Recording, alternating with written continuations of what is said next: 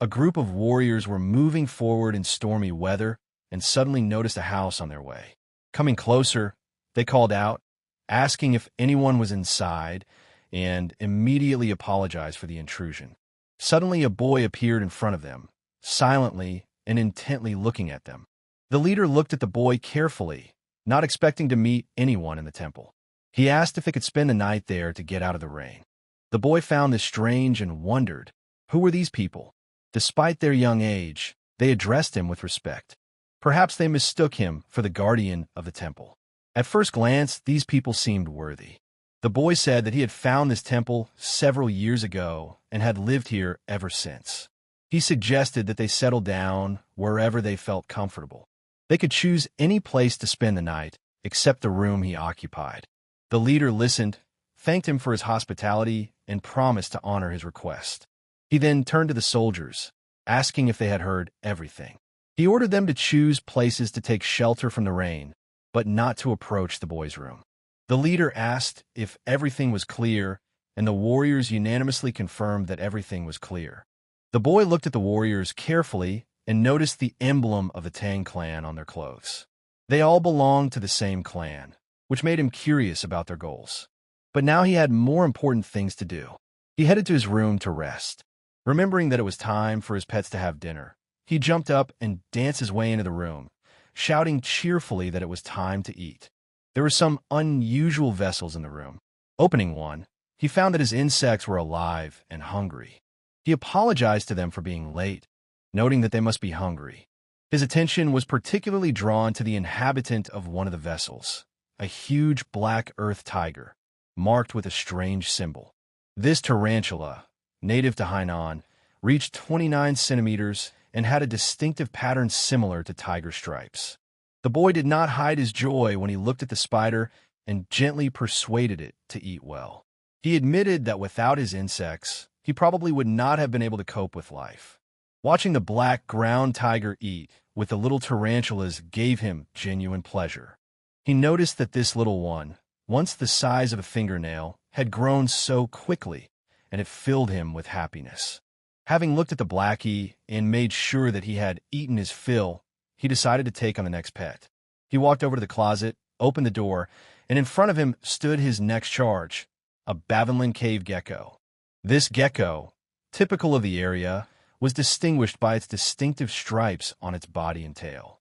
Smiling, the guy noted that in his past life he could barely feed himself, and here he had so many unusual pets. He especially enjoyed watching the growth of this gecko. But while feeding, the gecko suddenly bit him on the finger and didn't seem to be going to let go. Pain shot through the boy, and he began to wave his arm, screaming. He remembered that in his previous life, he was a streamer known as the Thrill Collector. His channel, with 1 million subscribers, was dedicated to interacting with poisonous and dangerous animals. A problem arose. After 1 million subscribers, fans suggested holding a live broadcast. He immediately went to Africa to get a black mamba, one of the 10 most venomous and aggressive snakes in the world. Returning disappointed, he reported that he had not found the snake, adding with a laugh that snakes were not the yard cats you see everywhere. He decided to rest and continue his search. Every day, he complained more and more about the difficulties of the mission, wondering why he couldn't find this snake. Ironically, the black mamba he was so desperately looking for was at home the whole time, right on top of the refrigerator. Her fatal bite proved fatal, and he died in his room. It is funny that despite all the expeditions, he did not find a trace of the snake, although it was always nearby. Suddenly, the leader of the group distracted him, asking if the young man was home. The guy quickly hid the pet, turned around, and asked what had happened. The chief said he wanted to thank them for their hospitality and invite them to dinner. They caught a deer. The young man asked again in surprise, a deer? Blushing, he imagined the juicy meat. He realized that all this time he had been eating only snakes and lizards. Asking for a share of his food, he promised to be very grateful. The leader, as if he had anticipated the answer, smiled and suggested that everyone gather around the fire and have dinner. Everyone sat around the fire, watching the meat cook. But the look on the young man's face stood out. Hunger was burning in his eyes, and drool was flowing from his mouth. The chief noticed this and said that the meat needed a little more time. In the meantime, he would like to ask one question. The boy, realizing that his hunger had not gone unnoticed, replied that the chief could ask. The chief asked if he lived alone in the temple and how old he was. The guy, thinking, answered that he was about 14, I think. The chief, slightly surprised, clarified that he was just guessing. The young man explained that he had been hit on the head as a child, which had damaged his memory. He tried not to blurt out the truth.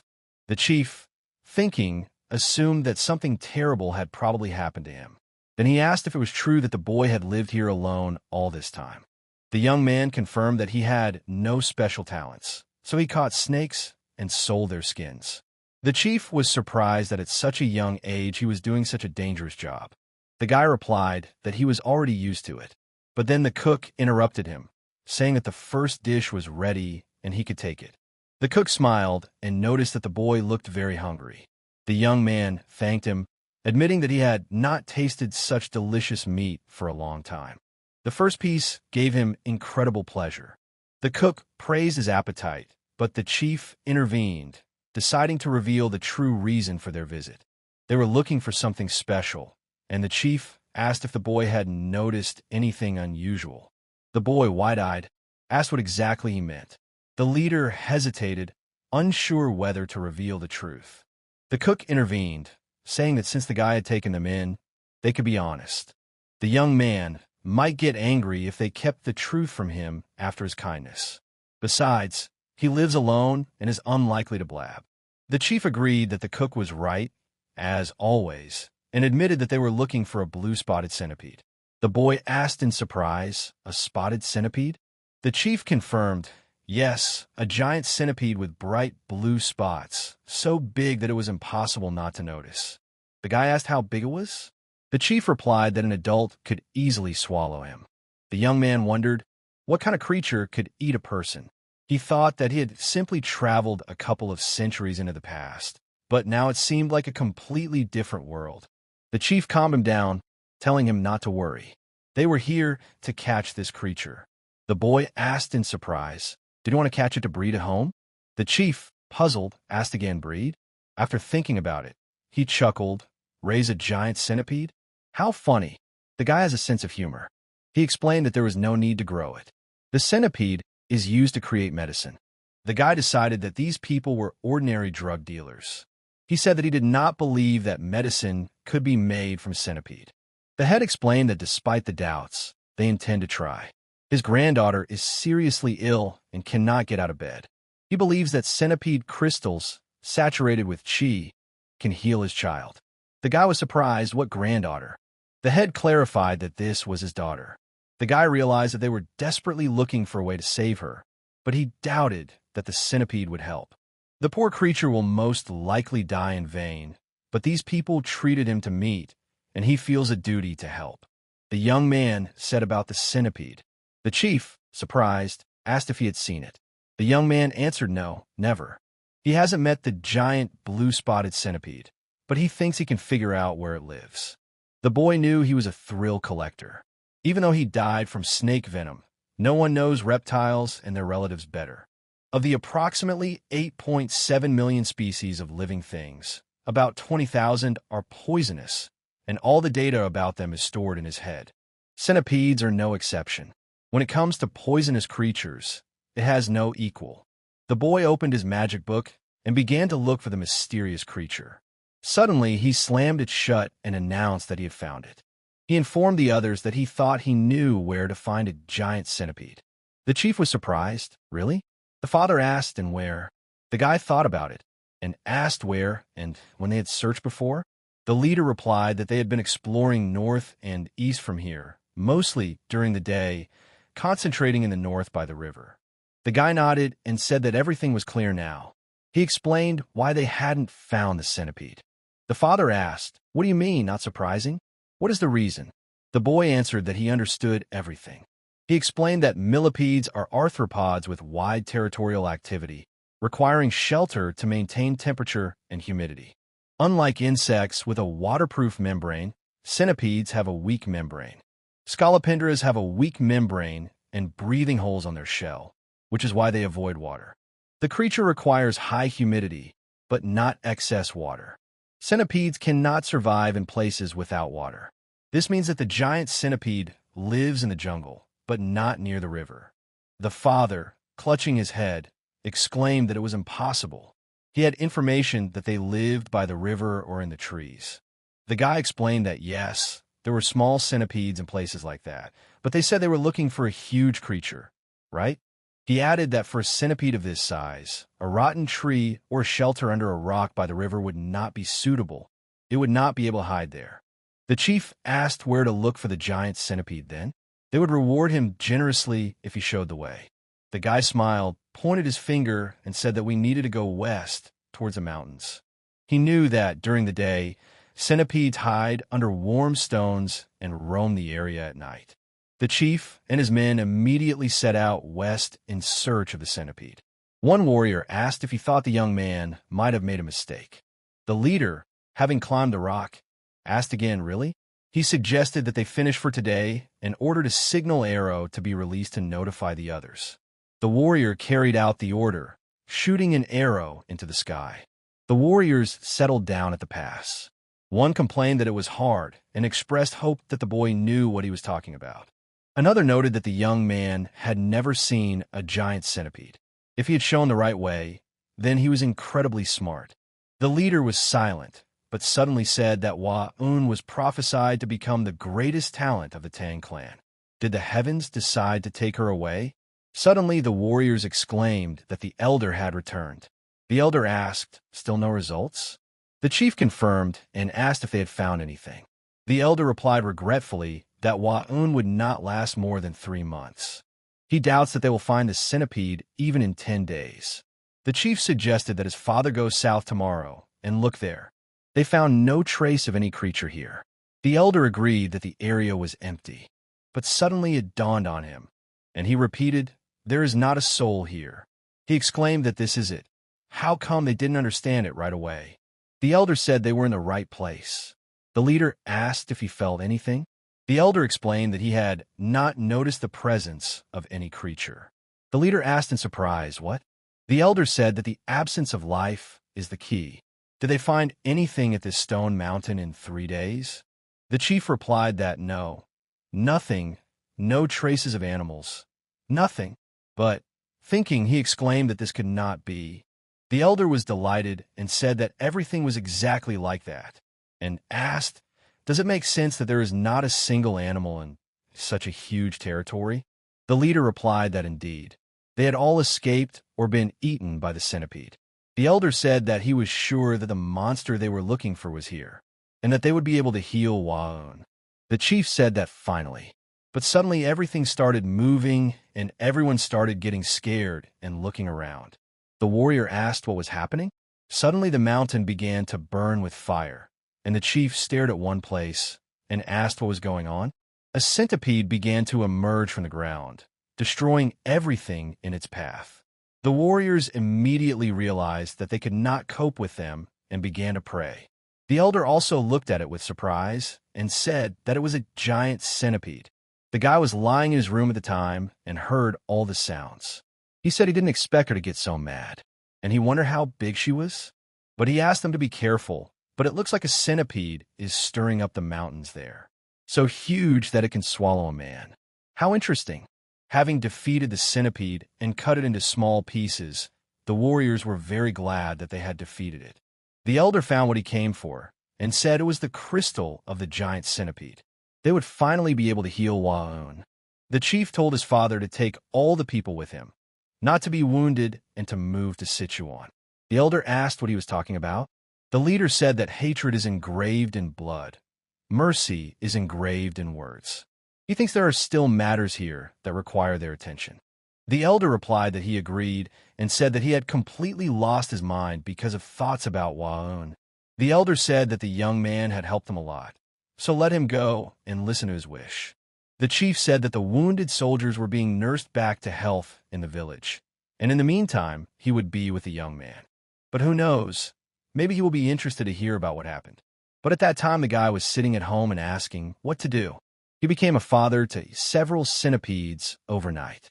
He remembered that when he returned home, he put the centipede eggs on his bedside table, and when he woke up, they had all hatched, and he didn't even imagine that they would be born so soon. The guy got angry and told them to leave him alone for a while. He knew the problem was that these kids thought he was their mother and wouldn't leave his side. But last night he wondered, what kind of giant centipede is this that can swallow a man? But he is a thrill seeker and needs to satisfy his curiosity. So he sets out to find the giant. But when he entered the cave, the guy attacked him and shouted at the centipede that he was the size of his fist. Who did he think he was going to attack? But having fought with him, he was very tired and said that he had managed to find 3 eggs. And it was good that the rain had finally stopped. Otherwise, he would not have been able to find anything. But pulling himself together, he said that now was not the time to be crying. He had to go back and take care of his new friends. Having tied his belt, he confidently shouted for the centipedes to wait for him a little. He would soon bathe them in warm water. The guy said he never got to see the giant scolopendra with blue spots on its shell, but he was glad he was able to save these little ones. The guy suddenly asked them if they were planning to leave him. He knew they wouldn't eat until they molted twice, so there was no need to worry about food. How inconvenient it was when they were constantly attached to him. But suddenly he decided that if he dipped into the water, they would leave him alone. The boy made his look sly and said it was time to take a bath. The centipede immediately started making sounds. But by this time the head came to the temple and asked if the young man was at home. He stood in front of the door and stood. But suddenly he decided to knock, and the door opened itself. The chief said that he was coming in. Entering, he began to look around and saw that there were medicinal plants and vessels around. He thought that the boy was a doctor, but he changed his mind and realized that it was impolite to enter the room without permission, and he decided to come later. But as he was leaving, he suddenly began to hear strange sounds, and immediately turning around, he thought, "What is that sound?" He immediately went to the vessels and decided to open them. But when he opened the lid, he was surprised and said that it was a spider. The chief said that this could not be, and immediately opened the cabinets and saw that there was a lizard there too. The leader looked around completely and found strange creatures that he didn't even suspect were here. The leader couldn't believe it and thought that this guy was breeding poisonous creatures. And even their poison experts could only extract it, but they couldn't increase the number of creatures. He certainly thought they were lucky to find a way to save his daughter, but in fact they discovered something more. But suddenly a guy came and turned to the chief. He asked what happened to his hand. Was he hurt? The chief replied that nothing like that, and he told the guy that he would like to talk to him, but seeing something strange behind him, he thought, "What's there?" Out of the strange magic, a strange creature suddenly appeared that did not look like a human at all.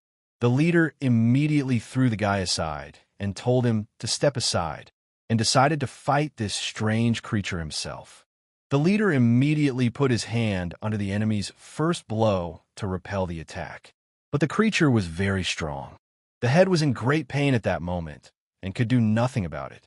But the creature did not leave him alone and released all the energy from itself. The leader couldn't handle it and was defeated. He felt that the enemy was on the same level as his father. The leader told the boy to pull himself together and run away. But when he opened his eyes, he saw that the creature had grabbed the boy. The boy struggled in the monster's arms and asked the chief for help. The monster said that he heard that people from the Tang clan had arrived on Hainan Island, and by coming here, he would leave the chief wounded and helpless. The chief asked him who he was, and how did he know him? The monster began to laugh and asked in response, did he not recognize his face and red fist? His father had made him the bloody Rakshasa, like that. The leader immediately realized that it was Tak Onyen. He had heard that he had been shot in the head with a poison arrow and thrown off a cliff. He didn't think that this guy had survived. The chief told him to let the boy go. He has nothing to do with them. Let him take him instead. But Yin said no. He was going to kill everyone who crossed his path. The leader immediately realized that this was the devil. He was not going to let the boy go. But the boy could no longer breathe because Jan's huge hand was pressing on his throat. And Jan confidently said that the boy should die. But the boy tried to speak and said that he needed help. But suddenly small centipedes came out of his body and headed into the enemy's body. They surrounded his body from different sides and began to gnaw. It was very painful for Jan, and he was tired of enduring it. Jan asked in surprise, "Are these scolopendras?" Insects can't harm him. But suddenly everything changed, and he started spitting black blood. The centipedes began to devour him completely to protect their leader. The guy looked at this with surprise and did not know how this could happen. The guy thought he was dead. He jumped up and asked the chief, "This is a bad person, isn't he?" The chief realized at that moment that he was not a parasite. And now the chief wants this young man to join his Tang clan. He will be a good protection for them. A few days after Tak Eonyang was killed, the boy took control of the treatment of the Tang clan chief. The chief told the young man that he was grateful to him. The boy replied that it was not worth it. It would be better if he told him where his people were now, so that he could go get them.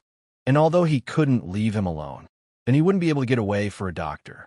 The chief replied that everything was fine and that he shouldn't worry. He would recover in a few days. The guy wondered how he could be so calm when he had just coughed up blood.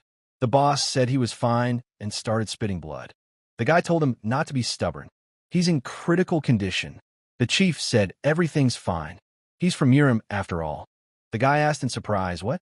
He's from Urim?" So they flew everywhere and fought using different techniques. The chief replied that not everyone in Urim was like that, but the guy was right.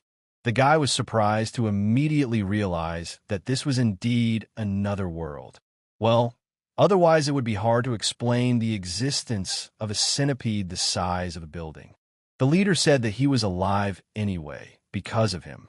He was blessed to have met him and let him introduce himself properly. The leader said he was from the Sichuan Tang clan, Tang Kol San. The guy replied, "His name is Waiso Run." The leader said it meant little dragon, a good name, and asked if he could ask something. Rin said yes, of course. Sin asked if those creatures on him were scolopendras. Rin replied that yes, that's right, the babies of a giant scolopendra with blue spots. Sun was surprised and asked if he had tamed the babies of the giant blue-spotted centipede. Rin replied that he shouldn't have gotten up so abruptly. Sin asked how he did it, and while he was waiting for him here, he accidentally saw that he had other poisonous creatures here. Rin replied that the story would be long in general. Was he willing to listen carefully? Sun replied that yes, he could tell. Rin thought and said where to start, how he found the centipede eggs. After the story, Sun was surprised and asked that the guy decided to take the eggs and raise centipedes. Rin replied that yes, that was correct. He had a rough idea of when they would hatch. Sun was surprised that the guy knew the time of their hatching. But how? But suddenly Rin told him to wait a minute. And opening the door, the lizard showed his animals. Rin said it was a normal lizard. It had yellow stripes on its body and white stripes on its tail. Now, let him look at the second one. He chose the lizards that had the most stripes and crossed them, resulting in a lizard of 2 colors. Sin looked and said that it was incredible. He made a lizard of exactly this color appear. Rin said yes, and asked if it wasn't wonderful. Sun said that it meant he could unite 2 creatures with strong poison, and even create a living creature with the most powerful poison. Rin asked in surprise, what? He wouldn't say it was impossible. Rin said that if he knew whose poison was stronger, then it would probably be possible to do something like that. But it would be difficult. Sin asked, is it possible? And immediately told the guy to join their clan. Sin told him that if he joined their clan, they would teach him martial arts. He could have access to any elixirs, herbs, and poisons. Anything he wanted. And perhaps with its help, they will be able to grow the 10 most poisonous creatures of the Central China Plain. And if he is not convinced by his arguments, he will say that in the entire Central Chinese Plain, there are only 3 truly most beautiful women, and even his daughter. But Rin immediately told the leader to stop. He asked him what he just said. Sun told the boy that even though he was a child, he was still a man, right? And he said that there were only 3 truly. But Rin interrupted him and said that he didn't mean that. Rin said that the 10 most poisonous creatures of the Central China Plain, are they as majestic as the giant centipede? Sin replied that, of course. The centipede is certainly a majestic creature, but it is nowhere near the legendary top 10 poisonous creatures. From scorpions the size of a temple to golden frogs, he probably never even thought about the existence of such creatures. Sen looked at the guy's face and said that it seemed like he had accepted his invitation. But Rin was happy and didn't even respond. 2 days later, the warrior asked them if they had seen the bloody Rakshasa attack on Yen. Sam replied that yes, they had almost gotten into trouble. Apparently, he had been honing his martial arts all this time, as he was on par with his father. Then the warrior told the chief that since he had destroyed Tak on Yang, that meant he had reached the perfect level. Let the chief accept his congratulations. And then the chief answered them that everything was wrong. It was not he who destroyed the bloody Rakshasa, but that young man. The warrior asked in surprise, "Is he talking about that boy?" The warriors approached him and thanked the young warrior for saving the head of their clan. And they asked him if he was reincarnated by any chance. Rin asked in surprise, "What reincarnated?" Sen told the youth, so that there would be no misunderstanding, show them what he showed him. Rin thought for a moment and told his animals to come out. The warriors began to be surprised when something began to move under his clothes. The pets crawled out and showed themselves. The warriors asked in surprise, "Centipedes?" Sen said that they were the children of the giant centipede. They killed Tak on Yen. One of the warriors got scared and asked, "Is it true? So they have strong poison." It was the boy who tamed them. He can't believe he had such skills.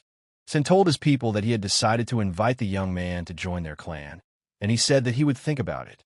The warrior was delighted and told the young man that this was a great opportunity. And then Sen looked at his powers and said that he thought it was time to get up. He couldn't let it get too late. Rin asked the chief if he needed to find something again. Sen replied that it was the bloody Rakshasa Tak on Yen. The skill he learned is called Bloody Poison Claws. To level up, a person needs the blood and brains of others. It is a terrifying skill. Rin was surprised by these words and could not believe it. He thought, what kind of martial art is this? Sen said that if he had left a legacy or followers, they must destroy them all.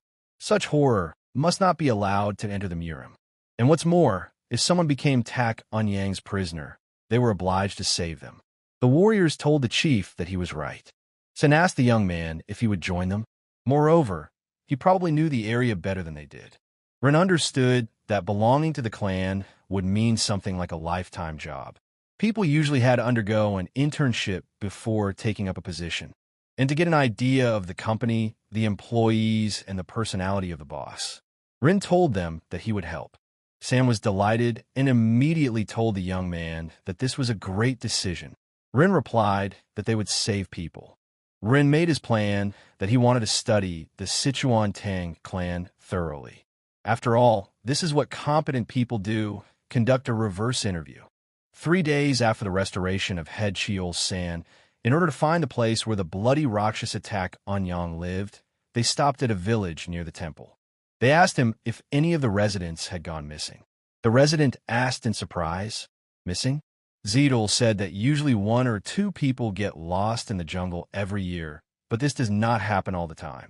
Sen thought for a moment and thanked the villager. The old man replied that it was not necessary. It was an honor for him to help the head of the famous Sichuan Tang clan. Sen said that it was time for them to go. The villager wished them farewell to be careful on the way. Soon they found no traces, unfortunately. Rin asked, what if they didn't find any clues in the other village either? Sen replied that he thought his hideout must be somewhere around here, since Anyang was able to spot them somehow. The search was more difficult than he had expected. Renu actually thought this was all weird. Was he really untraceable? But suddenly he remembered how Yang said something about people from the Tang clan, and they arrived on Hainan Island. Ren asked the chief if he remembered what Yin said when he showed up. Sun said not really. Does he remember anything? Ren realized that the leader was a little in no mood to talk at the time. He said that he basically heard that people from the Tang clan had arrived on Hain Island. He said something like that. Sen asked him if it was true. Rin said that it didn't mean that someone might have accidentally informed him of his arrival. Sen said that indeed. Rin thought about it and replied that then everything was simple.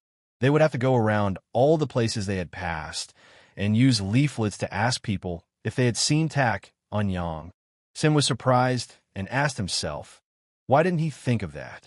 The words Takanyang said could only mean that he heard the news of their arrival from someone.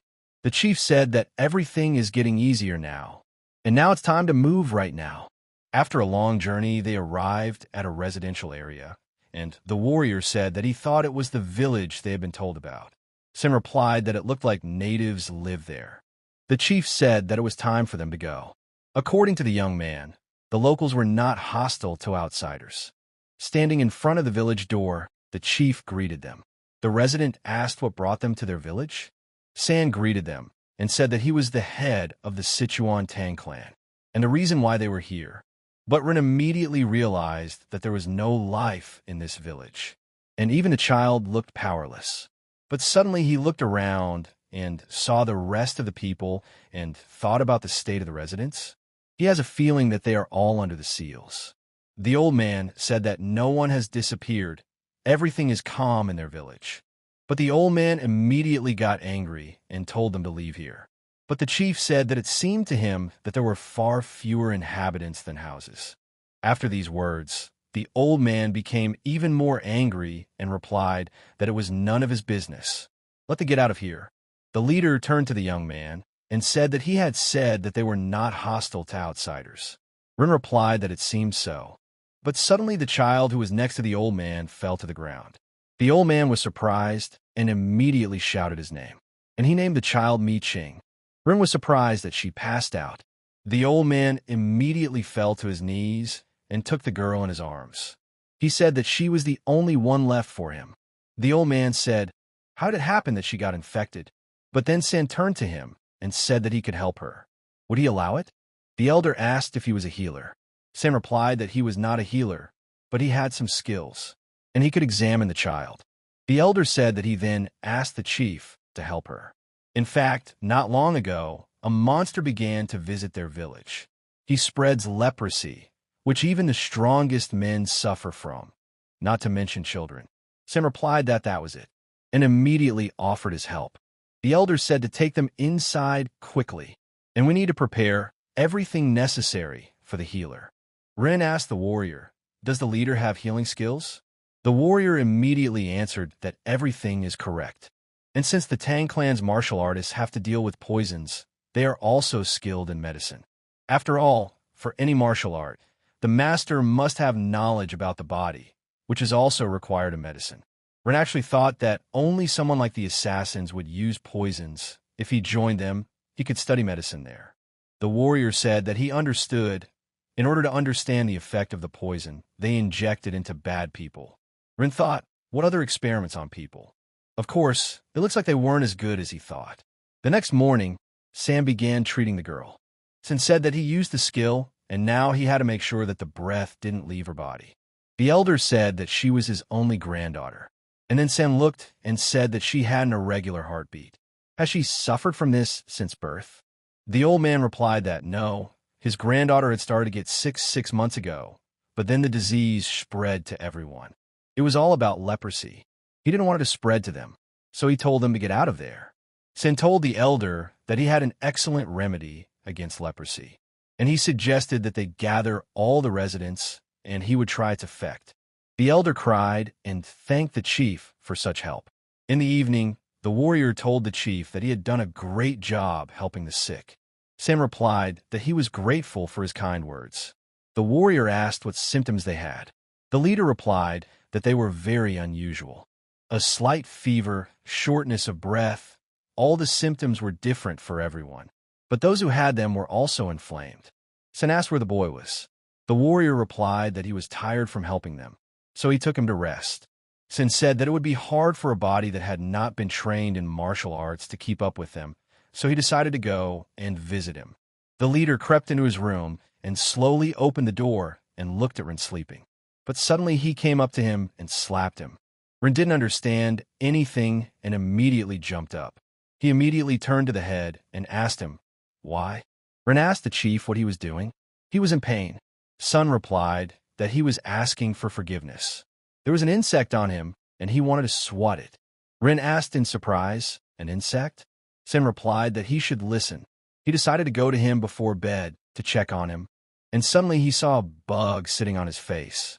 He doesn't have information about all the creatures on this island, so he thought that the insect might be poisonous. And he didn't realize it. He hit him and let him see there was a huge bug on his face. I wonder how it got here? And suddenly he remembered something and said that the villagers were experiencing various symptoms, including shortness of breath, right? Sen replied that yes, that was true. Rin said that the reason the locals were suffering was because of him. The chief was surprised and asked, what? Sun said that the kissing bug is a family of bugs that got its name because they suck blood from the eyes and lips of sleeping people. They're also called vampire bugs or assassin bugs because, unlike mosquitoes, they're quieter. The insect itself is not poisonous, but their stomachs contain harmful parasites. Therefore, when bitten, the body is exposed to the excrements of this pest. And that disease is trypanosomiasis, also known as Chagas disease. It is a parasitic infection that is the 7th leading cause of death among humans. Ren asked the elder if he had noticed by any chance that the dogs in their village had similar symptoms to humans. The elder replied that yes, that's right. Could it really be the insects? Ren replied that yes, he was almost 100% sure. The elder asked if his granddaughter could be saved in that case. Ren replied that yes, if there was a cure. Sen asked Gu Pi if he now understood what he was talking about. Pi replied that yes, this young man was certainly very capable. Ren looked at them and thought, what's wrong with them? And then San told the boy that they were the Sichuan Tang clan. But the boy understood this and thought, so what?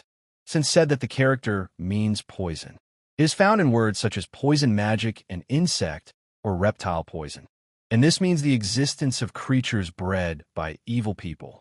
Such people make insects or reptiles bite victims. And because of this, they experience unbearable pain or completely lose control over their body or mind. Rin said that it turns out they can control people. Incredible. Sin said he was right, it was. Many in the Murim fell because of such poison. Some killed their own children and then killed themselves. Some betrayed their families and became puppets of evil forces. And so, the Murima people spent a long time trying to create an antidote that would completely remove the poison from the body. Ren asked if there was already a cure. Sim replied that there was. The only place where a cure could be created. And their great Sichuan Tang clan. Who cares about such trifles when there is a remedy that can dissolve almost any poison that enters the body? Sin said it was a magic ball. A little of this stuff will help. Rin asked in surprise, a magic ball? Rin felt that this was a cool name for a parasite remedy. The boss said that there was no need to worry. His granddaughter would recover. Eventually, all the villagers, including the elder's granddaughter, began to come to their senses. The elder hugged his granddaughter and was happy. After such help, they were very glad to see them. Judging by their hospitality, the rumors that the natives are very cheerful turned out to be true. At the big table, San said that if it weren't for the young man's help, they wouldn't have succeeded. So it was this young warrior who was their savior. All the villagers began to thank the boy for his abilities and intelligence. But Ren replied that he should not be praised so much. Even though the villagers were healed by the Tang clan's medicine, the village chief still gave him all the respect. The way he looked at him, with that warm smile on his face, moved him a little. After a while, the elder asked the leader if he remembered asking something right after he came to them. The leader asked him what he was asking about. The elder replied that he had said something about missing people. Sin said that was true and asked if he had any information. The elder replied that he wanted to repay them for their kindness, so he asked around. And very strange news reached him. One of the villagers married a woman from another village, and that village was destroyed a few years ago, and people there were dying one after another. The chief immediately realized that this was it. He immediately asked where that village was located. The elder answered that it was located to the west. The chief went straight to that village and stopped at one point and said that there was a smell of a corpse. The warrior replied that he thought they were on the right track. And suddenly the head shouted and asked, "What is this? What a horror! How much cadaveric poison?" He immediately told the young man to close his eyes. Let him not look there. Baran already said that he saw everything. But one of the warriors noticed something and asked, "What else is it?" And then they saw a strange bird that was devouring the remains of bones and tissues of people who had rotted for poison. The warrior decided and said that he would not allow this creature to mutilate the bodies of the dead even more. He threw a stone at it and shouted for the bird to get lost. But the bird saw the stone and immediately assumed a defensive and attacking stance. It looked at them with angry eyes and was ready to peck them to death. The chief said that no one should move. The bird was behaving very strangely. But after these words, the bird took off and began to attack with its wings.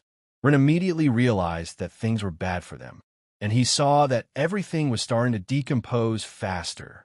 The leader closed the boy's mouth and ordered everyone to retreat.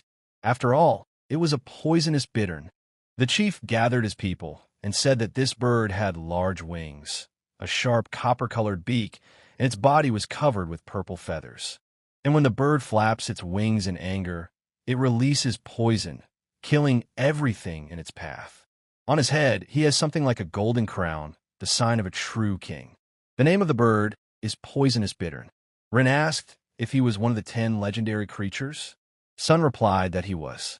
His poison is the most toxic among all 10 creatures. That's why he is the king. Rin asked in surprise, the king of the legendary poisonous creatures? Rin couldn't believe it. Poisonous snakes are cute and not at all scary. And here is a real biochemical weapon flying around. The chief said that the bird must have been attracted by the poisonous snakes. The bittern is known to feed on the heads of poisonous snakes. Rin asked if this bird was common. The chief replied that it was not. It was extremely rare to encounter it once in your entire life. And the appearance of a bird can be seen once in a century. But suddenly Rin thought about these words. Sun asked him what's the matter. Rin asked if he could catch her. The leader laughed and asked if he wanted to possess her. The boy replied that he did, but her poison was too dangerous. The leader told the boy that he saw someone was very interested in the 10 legendary poisonous creatures, and there was a way to catch the bird. Rin asked in surprise, seriously? San replied that by mastering the martial arts of the Tang clan, he would become invulnerable to all poisons and would be able to resist even the poisons of legendary creatures. The martial arts of the Tang clan are unique in the world. But what to do? They do not share their knowledge with outsiders. He really wants to help him, but he cannot break the clan's laws. Rin asked if he joined their clan, he would be able to learn everything. He would become invulnerable to almost any poison. Sin replied that, of course, and by agreeing now, he would thoroughly teach him everything he knew. And what's more, his gift would not be wasted in vain. However, his thoughts about joining the clan have dragged on. He thinks that now he should also think about his own proposal.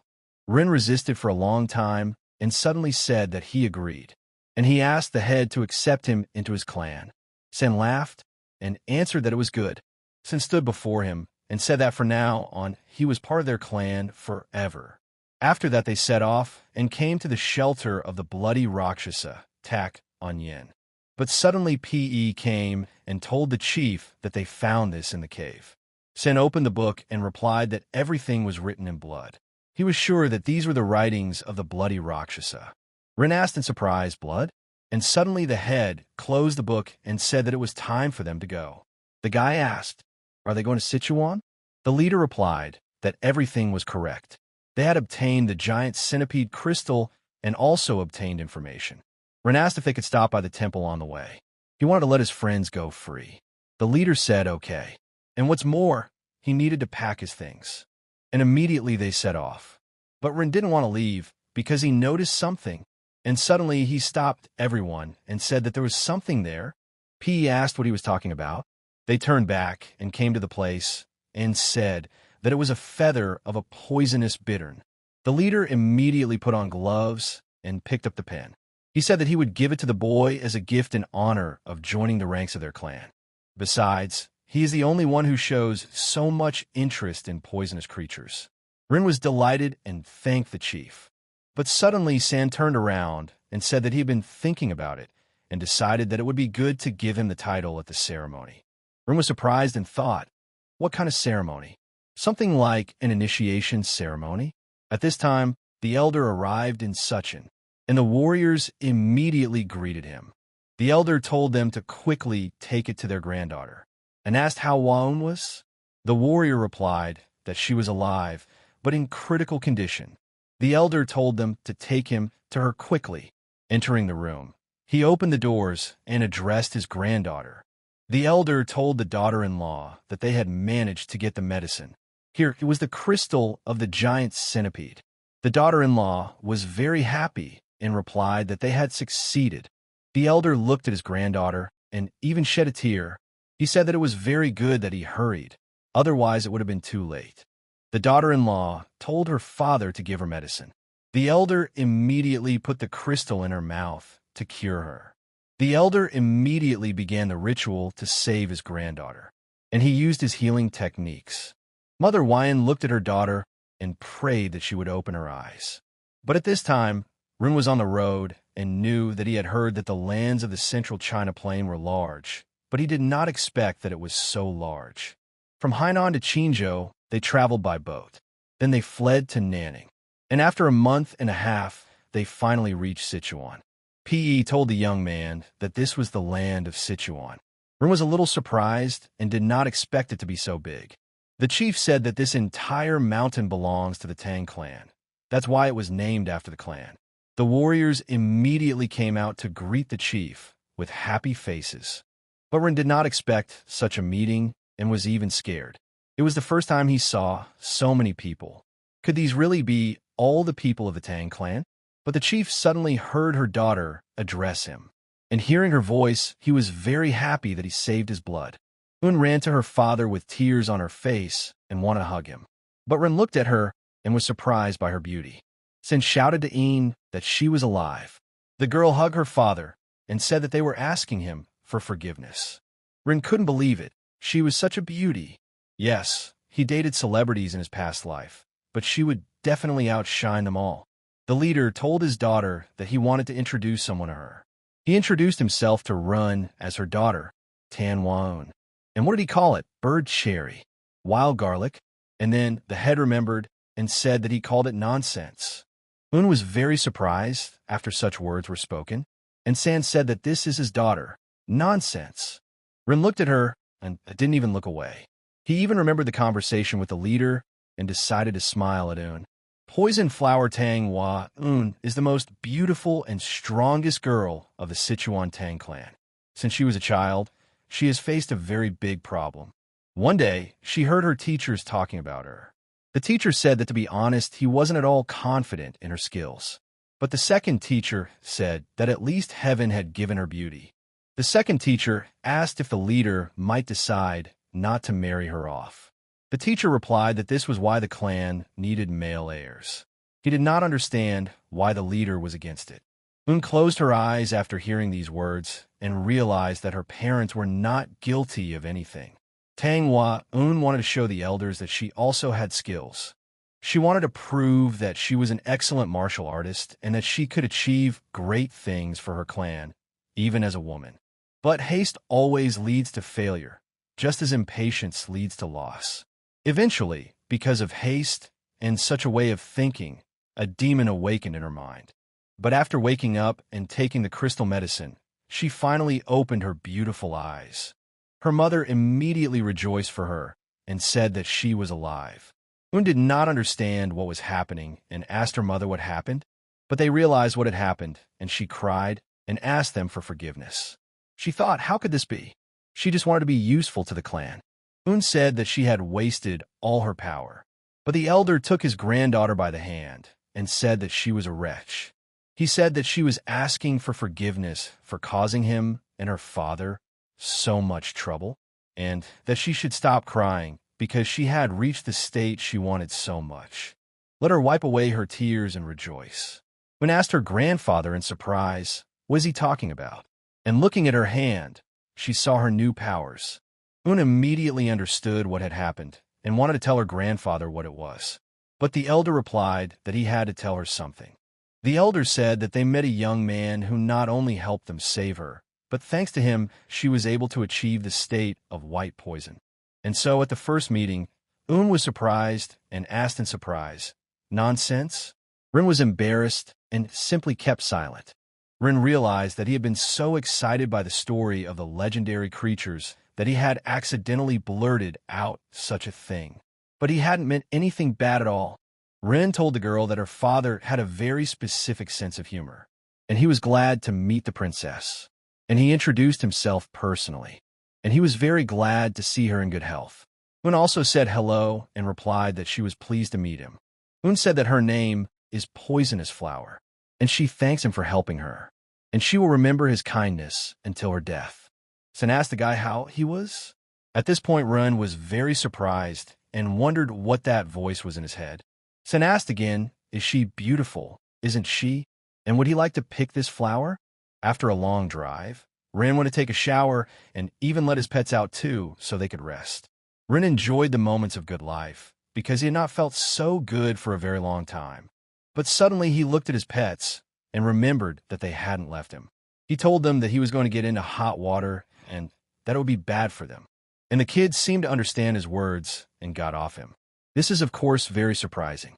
And it seems to him that he can communicate with them. And the head of Chul San told him that the kids react to the aura. Ren told the pets that they must be embarrassed to see him without clothes. And immediately they started chirping. Ren continued to rest and said that Uncle P said that centipedes were spiritual beings. He would have to ask him later what that meant. But the guy was agitated because he couldn't get his words out of his head. He thought, so, it's time to get out of here. At this time, Chief San was sitting at the table with his family and said that he had decided to place the young man in the master bedroom. The elder replied that he was wondering where this young boy got his talent from. Sin said that he didn't think they would meet such a person. And not only did they get help from him, but they were able to force him to join our clan. His knowledge of poisons is unmatched. He killed Un Yin in this way. And on top of that, he was lucky enough to meet one of the legendary poisonous creatures. And what's more, he took the eggs of the giant centipede to tame the young. The elder laughed and replied that he didn't think they had found such a treasure. Sin told his father that he was absolutely right. And then he turned to Un and said that he would like him to be his next. What does she think? Un was very surprised and asked about him becoming his son-in-law. It turns out, and then she immediately understood what her father was talking about. Un knew she had reached the level of white poison and was planning to reach blue. He wanted to show that she could be useful to the clan. Un said that she was also part of the Tang clan. She understood why they were saying all this, but she had to personally check whether the young man was worthy of her or not. Un couldn't help herself and got up from the table and ran out into the street. Everyone was surprised by her behavior and didn't understand why she reacted that way. But San himself was surprised and hoped that the young man would be careful. And no matter how beautiful the rose is, the thorns are also part of the flower. Un was running at this time and thought that now she could finally reach the level of blue poison. If she gave up now, she would confirm the elder's words. She had to check for herself if his skills were really that incredible. At this time, Rin sat in the gazebo and thought, what should he do? After all, it seems to him that the headman's daughter hates him. What should he do? But suddenly, Un came up and addressed the young man. Rin was surprised to see Un come to him herself. Un said that she was asking him to forgive her, but the matter was urgent. Could he give her his hand, she asked. Rin was surprised by what she asked of him and extended his hand. And at the last moment, he said that he thought they were rushing things too much. Wouldn't it be better to get to know each other better? And since he thinks that they shouldn't feel awkward during the process, Un decided to ask him what he was talking about, and she froze in that moment. Un started screaming and told the guy that it wasn't what he thought. That's not why she was here. Un said they came here to sort something out. She asked for his hand, and of course he could have misunderstood her. Rin responded with surprise that that was it.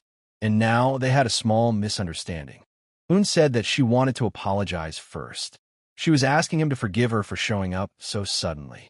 It was rude of her. And it looks like he's not even 20, but he has a bright head. And now she'll tell him in detail what their situation is. Then she told him a story that was like a typical historical drama. As the only direct heir, the Tang clan is constantly under pressure from other clans, so the leader decided to marry his daughter to him. And now it turns out that the leader has already thought about what place he will take. Un told the young man to forgive her, but she needed to be sure that her father's decision was correct. And if they fail, no one will throw him out. He saved her, and now she is forever in his debt. Maybe they could be brother and sister? And then Rin extended his hand and said that he understood what she was talking about, and told her to check. Un took his hand and said that she would start now then, and immediately used her powers to test. Un said that not everyone can master the martial arts of the Tang clan. Some are able to absorb the poison into their body and master it, while others will simply die. The more levels of clan poison and the deeper the mastery of internal energy, the greater the chance of successfully mastering strong poisons. And for this, it is also necessary to be able to properly accept poison into your body. Fortunately, his body is adapted to this. However, at just the 10 poison level, his body is capable of absorbing up to 10 different types of poisons, which is actually not bad considering he only joined the clan now. In other words, this is the highest level that an ordinary person like him can reach. And after finishing the checks, Un said that it was time for her to leave. Rin couldn't get the thought out of his head that he was at the level of 10 poisons. And it turned out that he wouldn't be able to catch the poisonous bittern. But for him, this was very important. In the evening, Un took a bath and said that after she absorbed the crystal of a giant centipede with blue spots on its body, her body constantly smelled of something strange. And this despite the fact that she washes herself several times a day. And she begged Rin for forgiveness for not being able to visit him earlier and thank him properly. At this time, Rin was already asleep, and suddenly he saw a dream of Un thanking him. He was very surprised and did not understand whether it was a dream. But then Un replied that no, it wasn't really a dream. She had simply borrowed the form of the girl who had absorbed her crystal so that he wouldn't be scared. And she was a giant centipede, the mother of those children. Rin asked in surprise, what? A centipede? So these are baby centipedes, and they're all girls? Rin asked, but what are they doing in his dream? Skalapindra answered that she died, leaving her children. Her indignation reached the heavens, so the soul remained in the crystal. And so she spent all this time in the body of that girl, cursing her every day, but one day she found a way to get rid of the insult, so she ended up here. And all because he came to her with her children. Rin replied, that's how it works then. After all, he was the one who showed the Tang clan the location of the centipede. He certainly didn't want it, but he was nonetheless involved in her death. Skalapindra told him that if he felt guilty, then he should fulfill her request. Rin said he agreed. He would do anything. Skalapindra said her children. Could he take care of them until they grew up? Rin asked if baby centipedes weren't supposed to go through 2 molts in their mother's body before they would start growing. Skalapindra replied that this applies to ordinary insects. They are different. Before they shed their shell twice, they feed on energy from the mother's crystal. And then they start absorbing the energy of other entities. Rin replied that Un had absorbed her crystal, so the children should be with her. Skalapindra said that he understood everything perfectly. And they say about that girl, she cursed her, and she probably smells terrible right now. Rin asked in surprise, what kind of smell?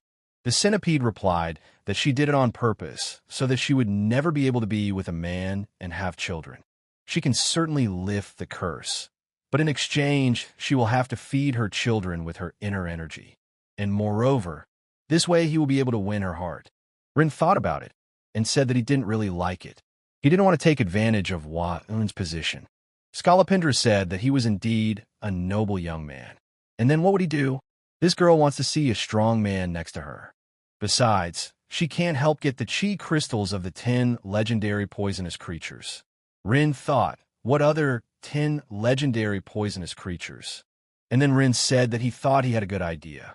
Skalapindra asked in surprise, really? Rin replied that she should just trust him. He thought it would work. The next day, he met with Un. And then Un listened to him and said that she smelled bad because of the centipede crystal. Rin replied that yes, and if she let the little one sit on her every few days, the stench would eventually go away on its own. Un was surprised and told him to ask her for saying such a thing, but he told her very important information.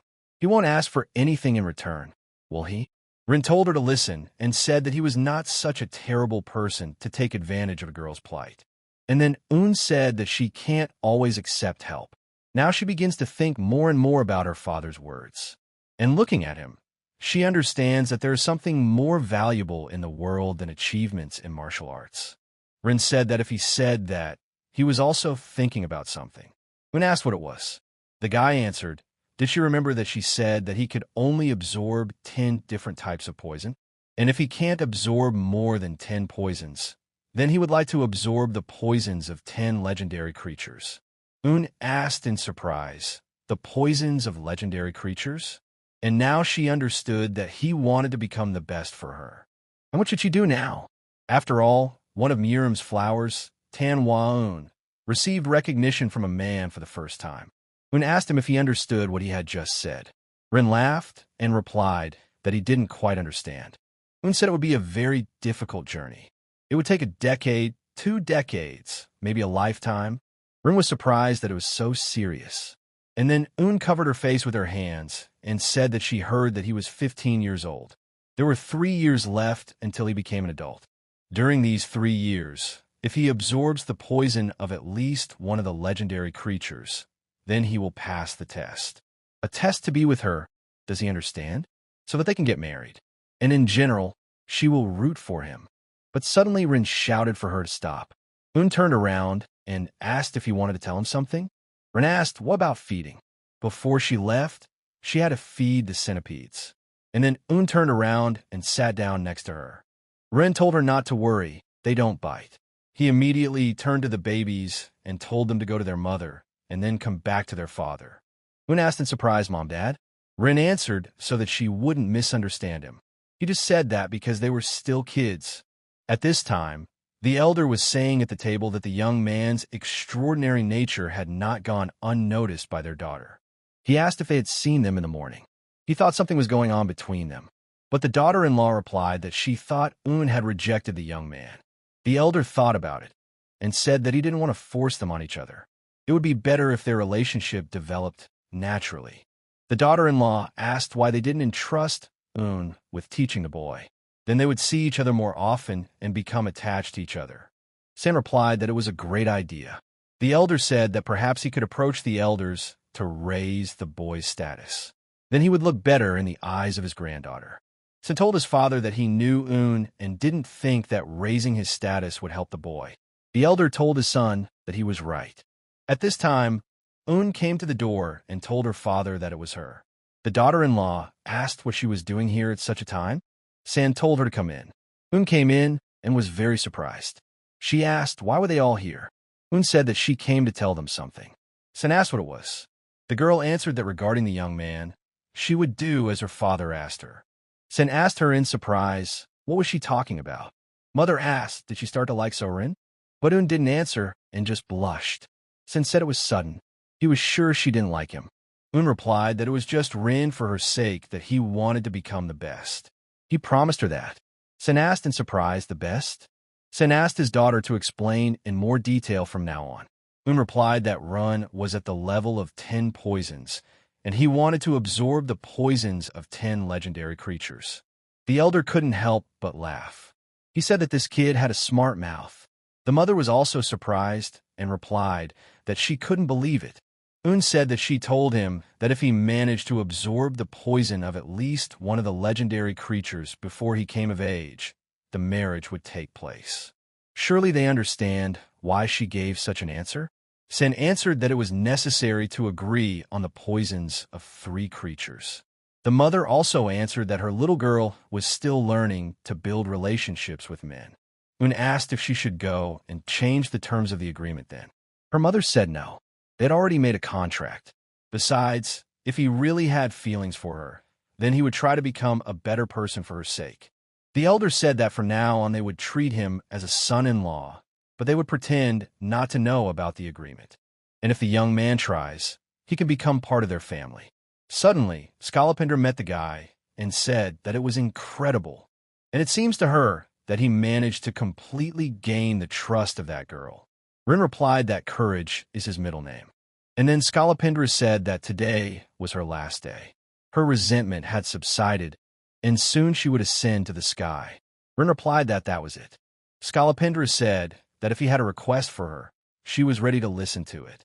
Rin thought and answered that in that case, could he take a look at her body?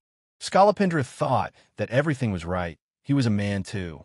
And she bared her shoulders and understood that people were always weak before lust. And suddenly Rin asked, does she have to take off her clothes? Skalopendra asked in response with surprise, not to take them off? Well, if he doesn't like it. Rin said that she had got all wrong. He wanted to see her true form. Skalopendra replied that in that case, and immediately transformed into her true form. The centipede turned into a huge monster and asked the boy if this was enough. Rin was surprised to hear that it was true and how big it was. He asked if he could touch it, and he did so right away. Rin asked, is she waterproof?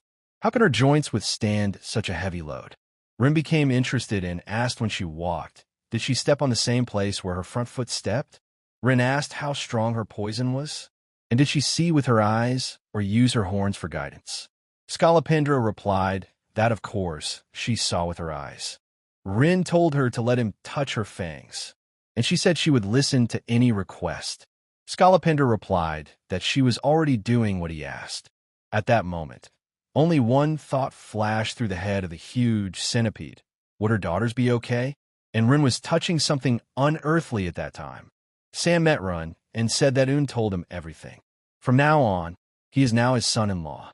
But within 3 years, he will enter in a marriage upon reaching adulthood, which is quite logical. And then the daughter-in-law told Rin that she was glad to see him again, and he would be her mother-in-law. The elder answered the same, that now that Un had chosen her other half, their family would have a bright future. Rin immediately turned to Un.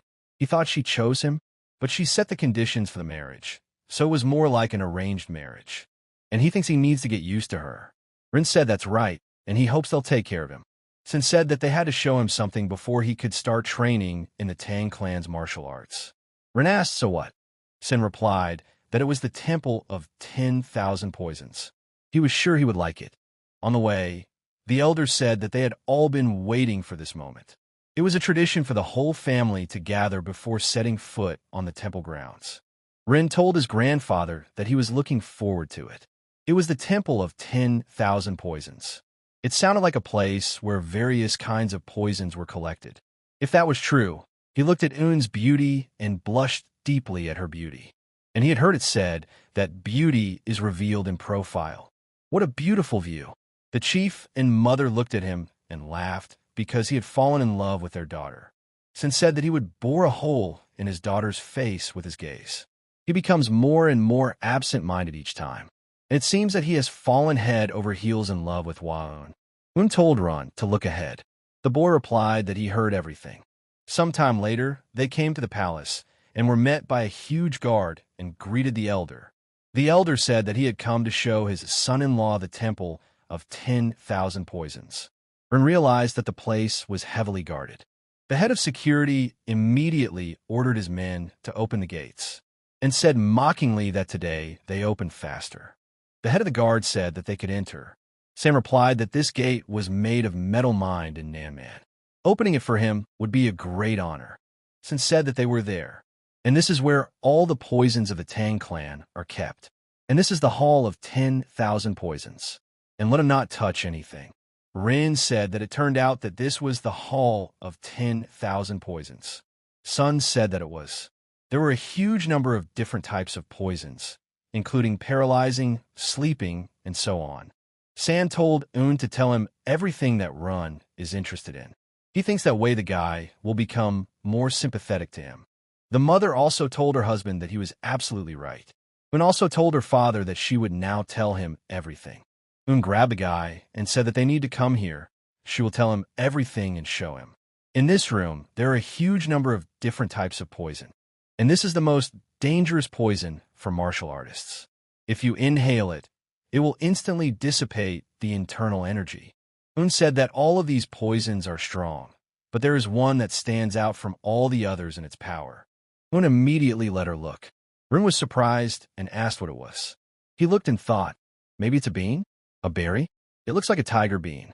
Un said that if you don't count the poisons of the 10 legendary creatures, this one is considered the most dangerous. The plant that symbolizes the Tang clan. The fruit of the castor bean. Rin asked in surprise, castor bean? and it turns out to be ricin, a protein poison of plant origin, a deadly poison, 2 milligrams of which can kill an adult. Famous for the umbrella murder during the Cold War. Rin immediately realized that it was hundreds of thousands of times stronger than cyanide. Un said that this poison is odorless, colorless, tasteless, and the most invisible, so they call it golden poison. And the murder done with his golden murder. Let Rin remember, the most powerful poison is not the most painful or destructive, but the one that kills unnoticed and for sure. This is the very purpose of their clan, to kill without anyone noticing. A family of golden killers. And then the elder came up and said he thought it was time to wrap things up. Now, they would look at the poisonous creatures, which he would probably like. Rin asked in surprise, really? The elder replied that, of course. If he wanted, he could look after them himself. They would provide him with everything he needed. Rin asked, were they serious?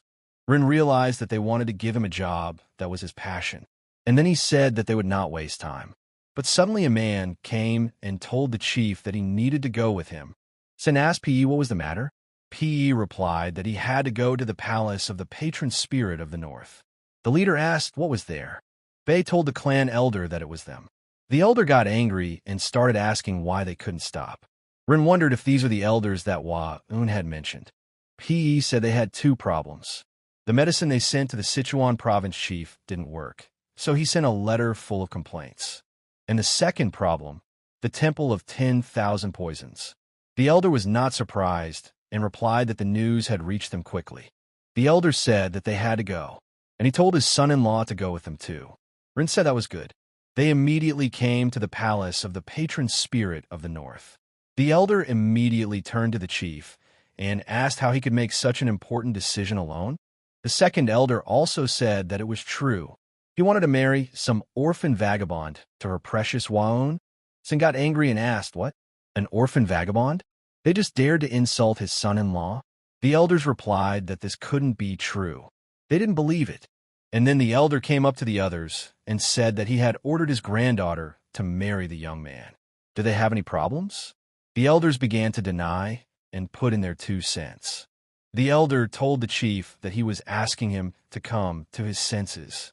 How could he entrust the temple of 10,000 poisons to some simpleton? The leader replied that he had already said that he had blessed them. Un looked at Rina and asked for forgiveness. Rin realized that he had made her worry about him. She didn't have to apologize to him. And then he decided to join the conversation.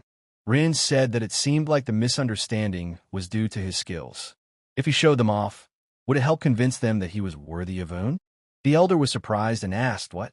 Rin replied that he would solve the problem with the provincial chief and help him get rid of the pain. Un asked Rin what he was up to. Rin knew he wasn't usually the type to jump into trouble, but his cozy life among the poisonous creatures was at stake, and he wasn't going to let anyone ruin it. The elder got angry and said that they were having a conversation here. And why the hell is he interfering? And what's more, the head of the province. Does he even understand what he's talking about? And let the head look at him and how he can choose him as a son-in-law. At this time, Rin felt like a thrill seeker. Over 1 million subscribers and 3,000 viewers on his broadcasts. Rin said he heard that they still haven't acknowledged him as part of the Tang clan, so he's still a guest to them. Of course, with so many fans, there were also a lot of haters who talked all sorts of nonsense. Rin said that, however, he helped save the lives of the poisonous flower Un and the clan chief by destroying the bloody Rakshasa, Tak Anyang. And is it according to the etiquette and law of the Tang clan family to insult a guest and benefactor in the presence of the leader? He is used to constant attacks. These elders are nothing to him. The elder thought and replied that it was not that. They were worried, so they did not watch their speech. The elder asked, did the boy really kill the bloody Rakshasa Tak Anyang? How is that possible? And then San took out a book and said that Rin was not lying. And handing the book over to them, the elders began to say that these were the records of a bloody Rakshasa.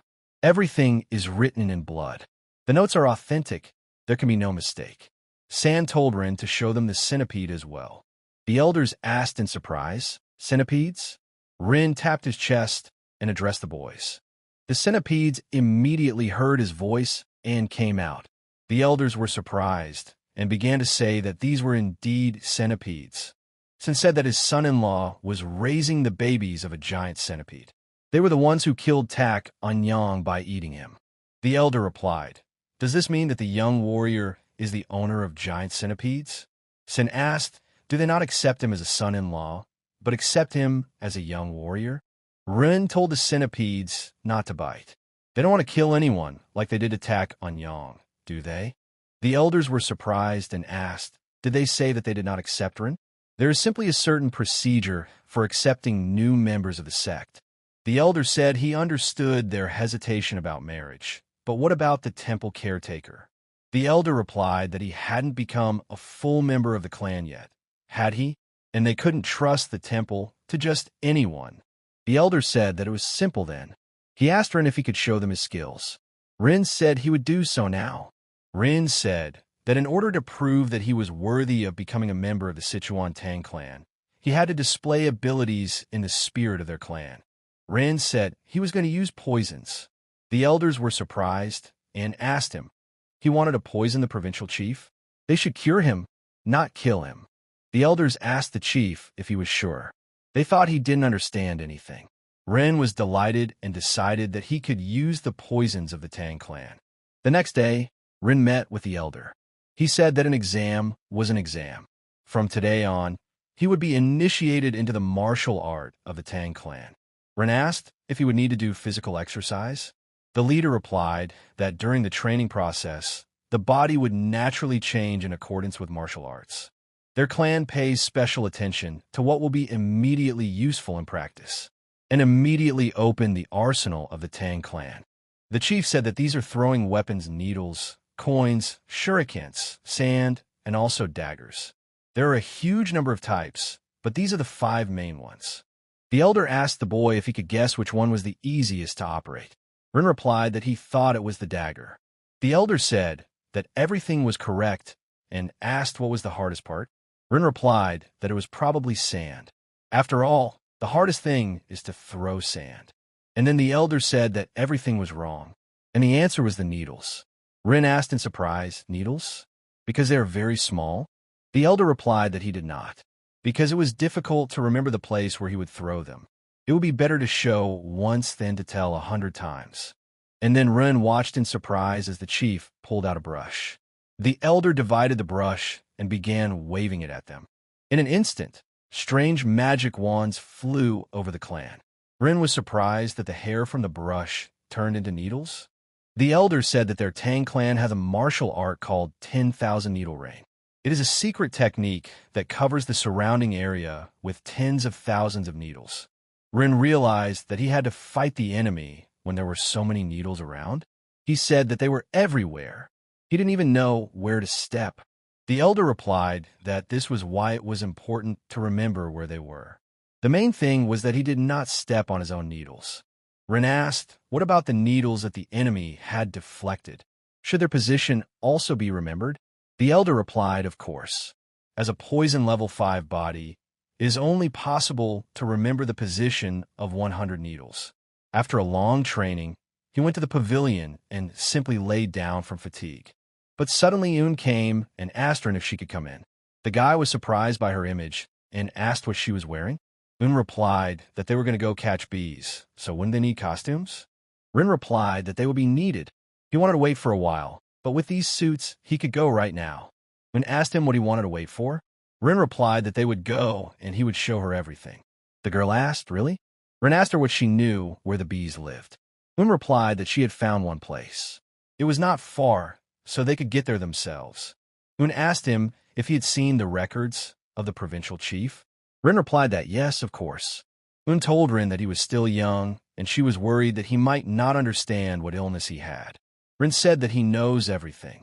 His illness is a problem for the benefit of men. Yoon blushed and told him to stop talking. And it seems that he really understands everything. Rin knew that this was true. The head of Sichuan province had a problem called impotence. Yoon told the boy that he knows a lot at his age. Rin replied that when you live alone. But suddenly Yoon ran and said that they had to hurry. And entering the forest, she said that they had arrived. Rin was surprised and replied that that was it. What a great place this is. When asked the boy what a beehive without bees meant, Rin replied that they had come to catch bees, but they would not catch them. Un was surprised and didn't understand. She asked what?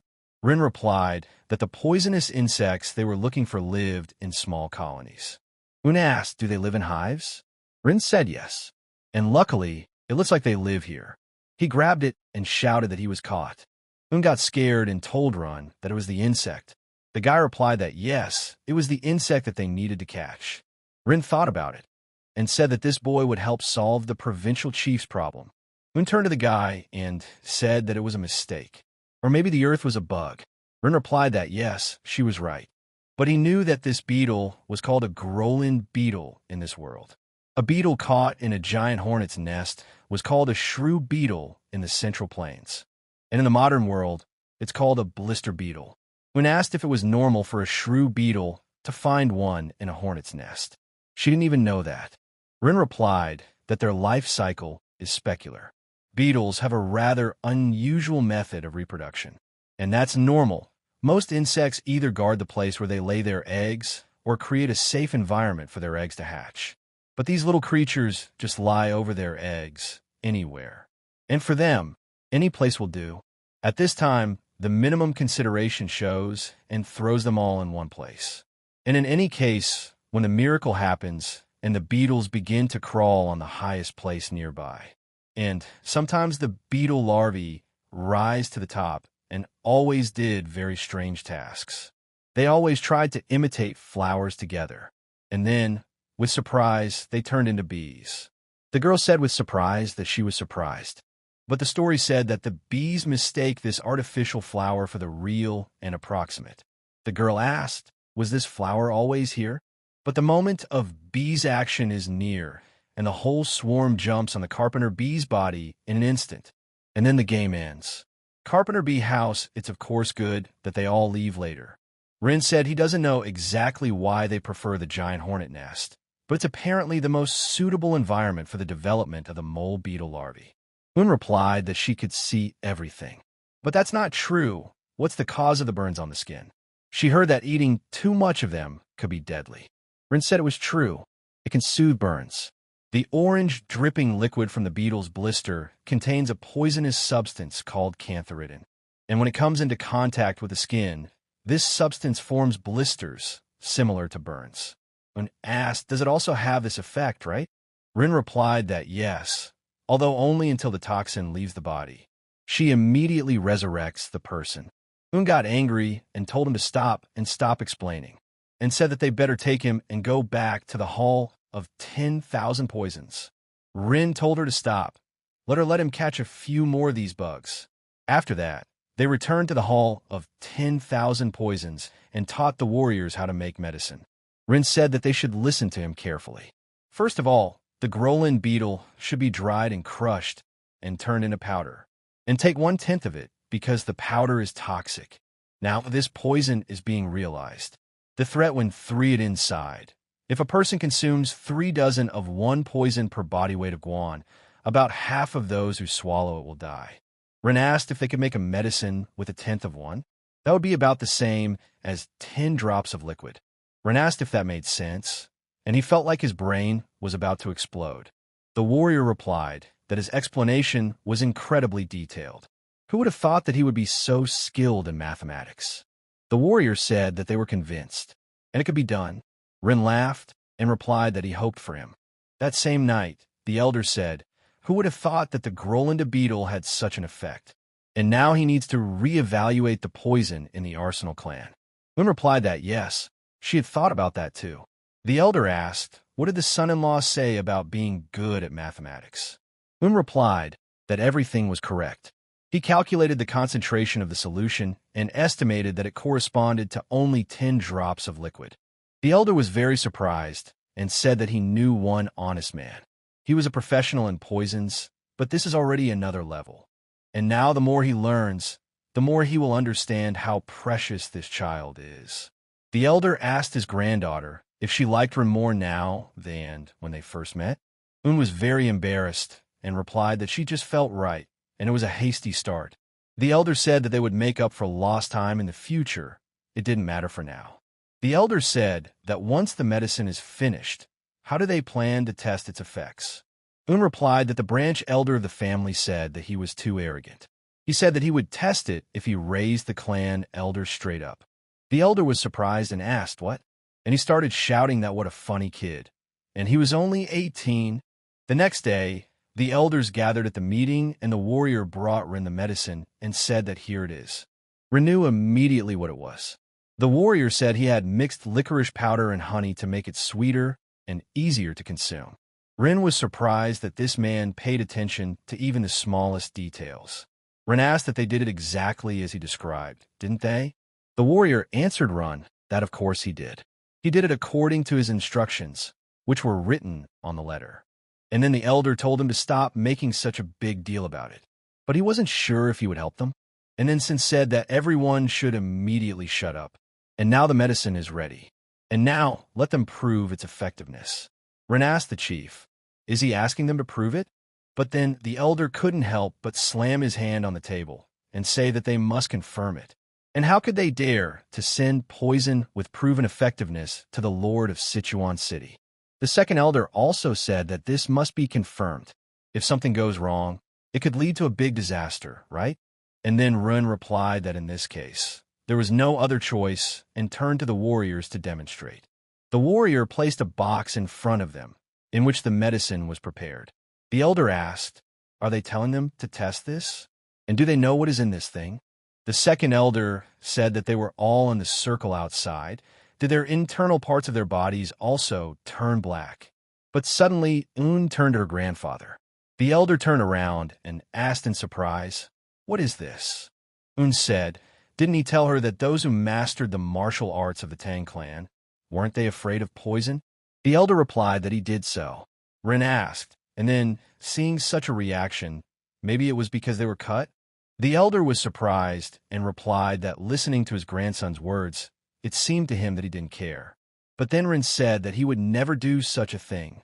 And they are the great elders of the clan who have undoubtedly reached the level of mastery of 100 poisons.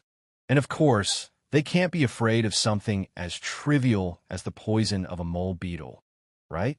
And why are they afraid of the elder's too low-grade looks? The elder said that if he uses this and if nothing happens, he will face the consequences. And they will be the ones who uphold the laws and principles of their clan. But then the elder got angry and said that she was not acting as he said. And he asked him if it was true.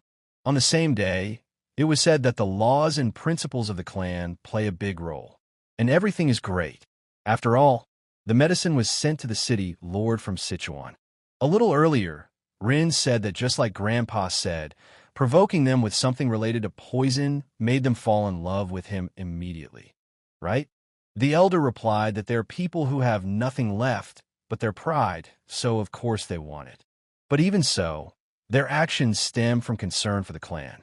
Let him not resent them too much. Rin asked in surprise, is that so?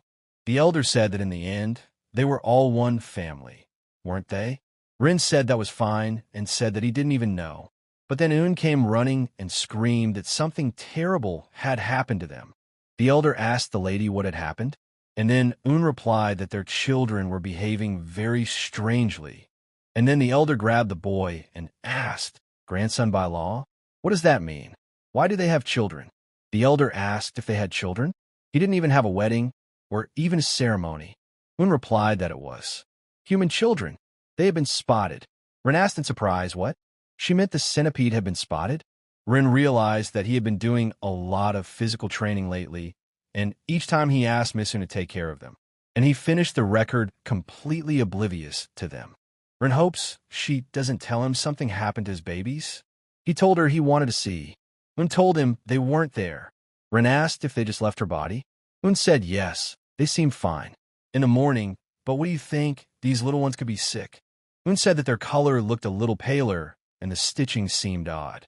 And then Rin understood and told her that he didn't think there was a reason to look. It's called molting. Creatures like millipedes with hard shells do when they get bigger. And it looks like now is the time. Un asked if they were cleaning up their fur. Rin said that they probably were. And then the girl told him to look at that centipede. And immediately after these words, the centipede's head came out of the shell and returned to its previous color. The elder was also surprised and said that this was amazing vision. And also told the guy that the other two were starting to molt too, and they were separating from a shell. Un said they looked almost twice as big as before. She asked if these babies had names.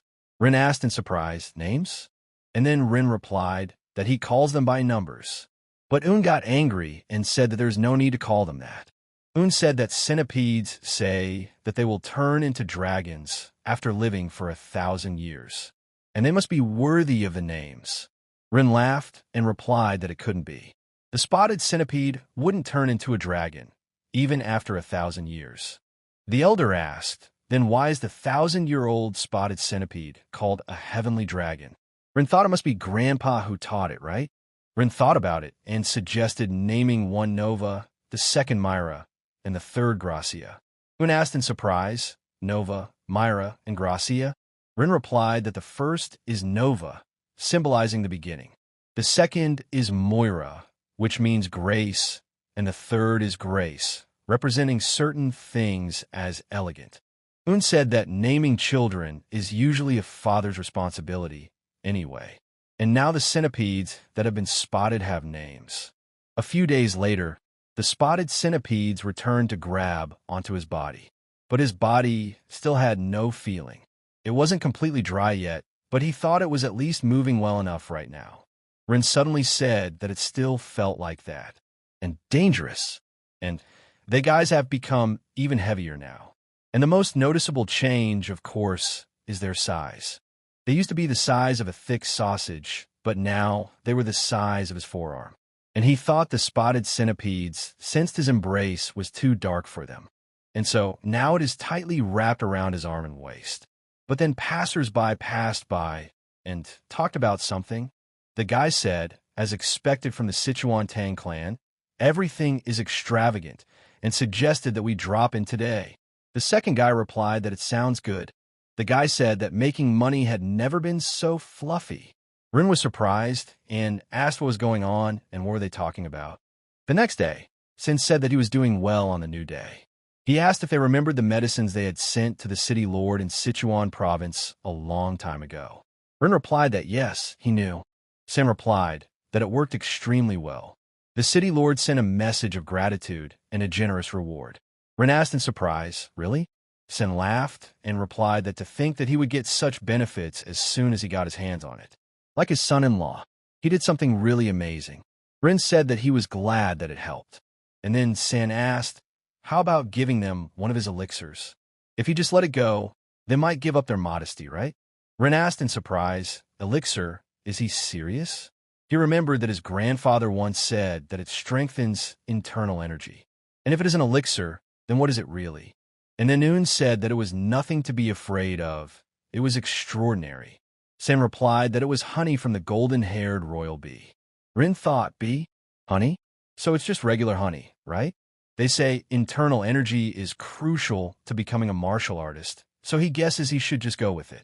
Rin listened and thanked his father. Rin turned to her father and asked what he was saying, that they gave a reward. So why only honey? Un asked what Rin had achieved this time. No small feat. Even if the golden-haired royal bee is a mid-level poisonous creature, honey is the lowest grade among elixirs.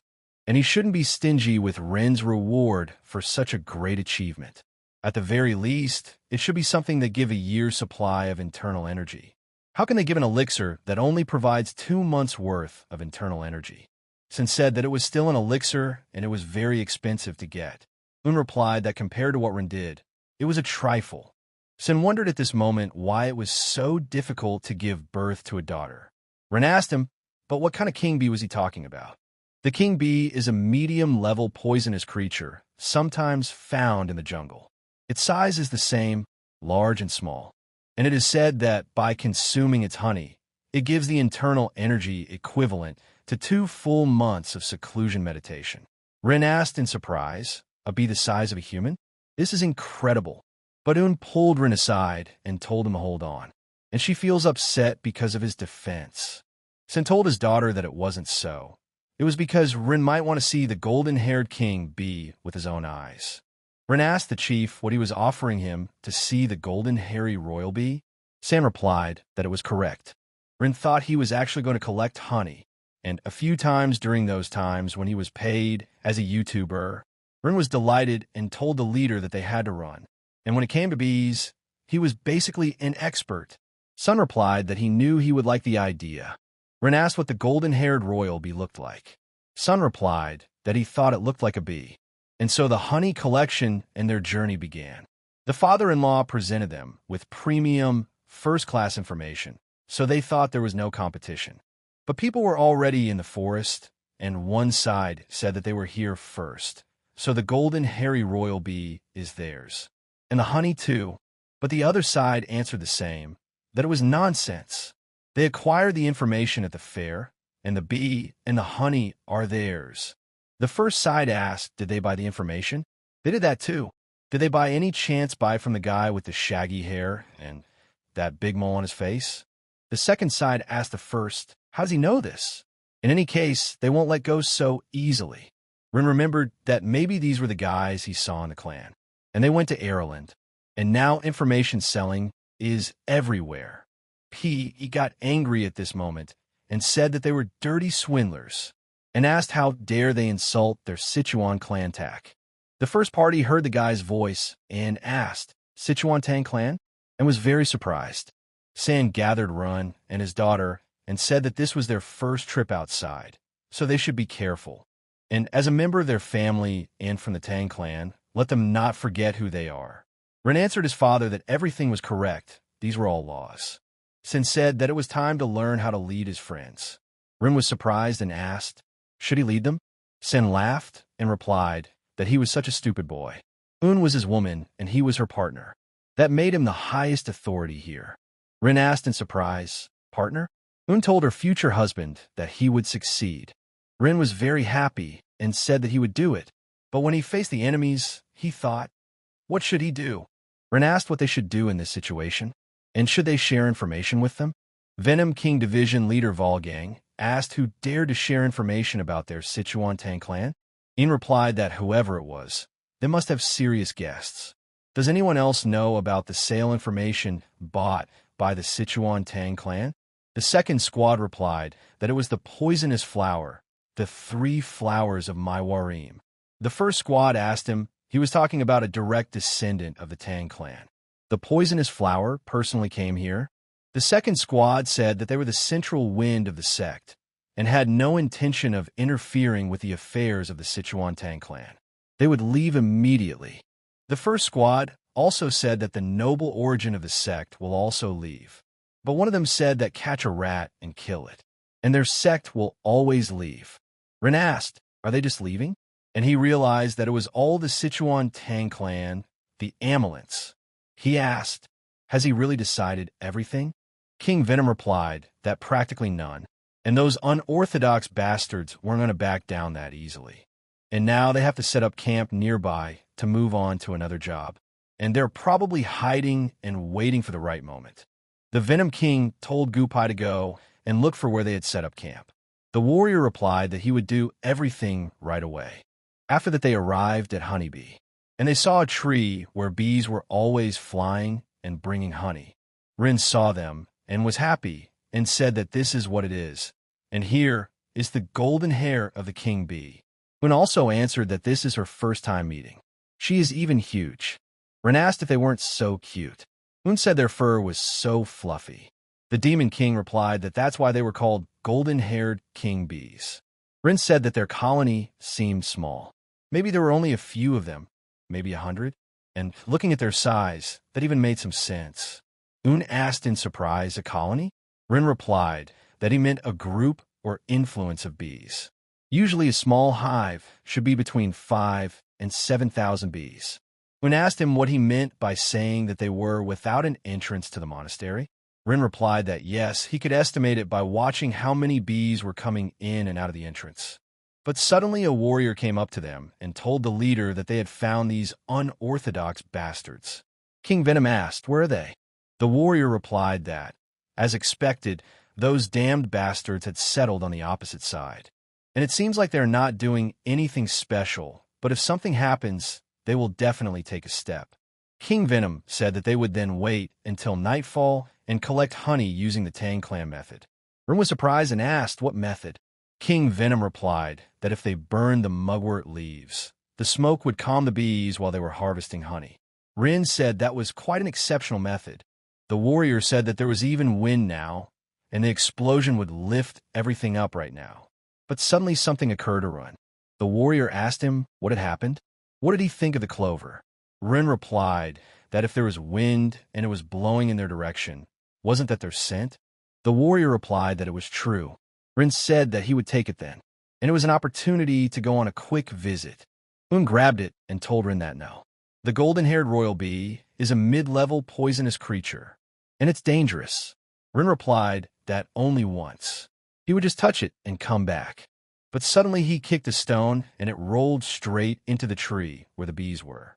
After that, the bees immediately came out of the tree and started flying around them.